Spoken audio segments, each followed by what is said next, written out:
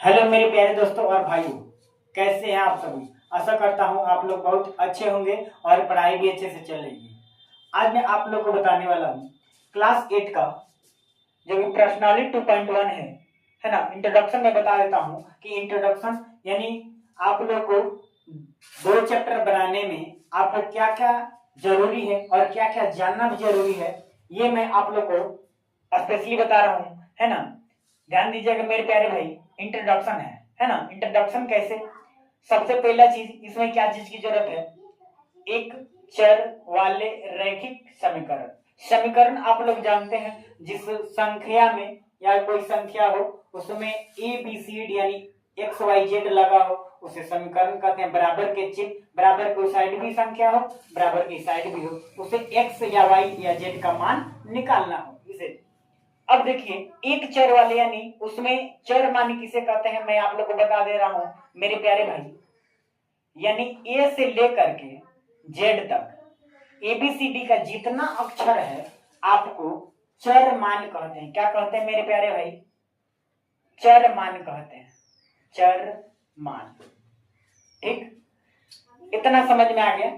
यानी जैसे मैं लिख दूंगा 5a 7b 2x 3y, इस तरह का संख्या यानी संख्या के साथ में एबीसीडी का मान रहेगा उसे चर मान, यानी एबीसीडी का जितना अक्षर है उसे क्या कहेंगे? चर मान कहेंगे।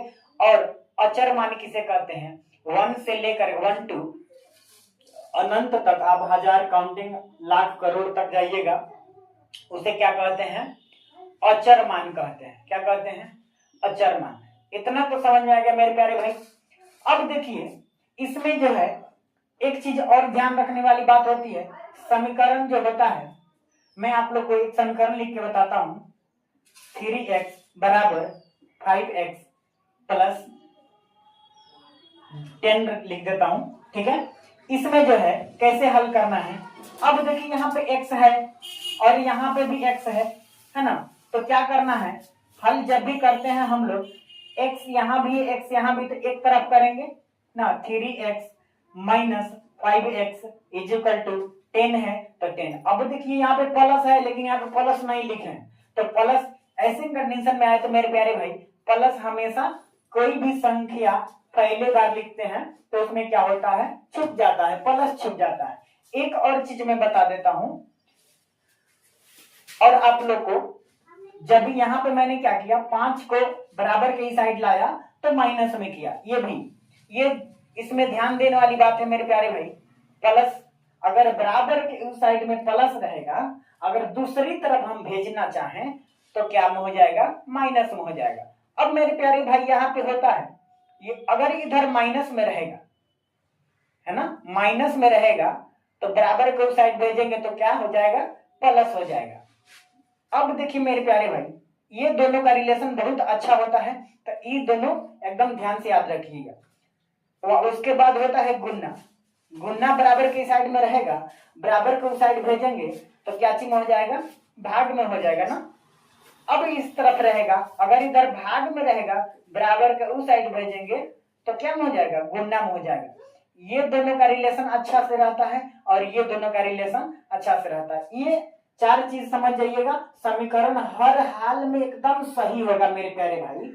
आप लोग को समीकरण बनाने के लिए मैं अच्छी तरह से बता देता हूं।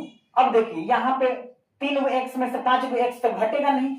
अब 5x में से 3x घटाएंगे क्योंकि 5 बड़ा है ना, तो क्या हो जाएगा? -2x हो जाएगा। क्यों? क्योंकि 5 बड़ा है तो बड़ा का चिन्ह ही लिखाएगा। कहीं भी जाते हैं तो बड़ा का चिन्ह, बड़ा का मान, बड़ा का बात ही मानते हैं, इसलिए मैथ में भी बड़ा का मान लिखाएगा। ठीक है, 10 हो गया। अब देखिए मेरे प्यारे भाई x बराबर क्या होगा, इधर 10 तो है, अब इधर बीच में ये कुछ नहीं है, इसके बीच में तो क्या है? गुना का चिन्ह है। क्या है?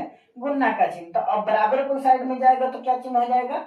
भाग में हो जाएगा। तो भाग कर दीजिए, -2 है तो -2 लेके जाएगा, 5 दूना 10 कट जाता है। तो अब मेरे प्यारे भाई x बराबर कितना हो जाएगा?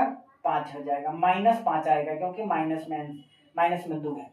अब आंसर आ गया आपका, x का मान निकल गया। इस तरह का आप लोग इंट्रोडक्शन इतना बस जरूरी है, इतना जान लीजिए और इतना समझ लीजिए, आप हर हाल में आप एक चर वाले रैखिक समीकरण आराम से बना लीजिएगा, कोई कहीं भी परेशानी नहीं होगी।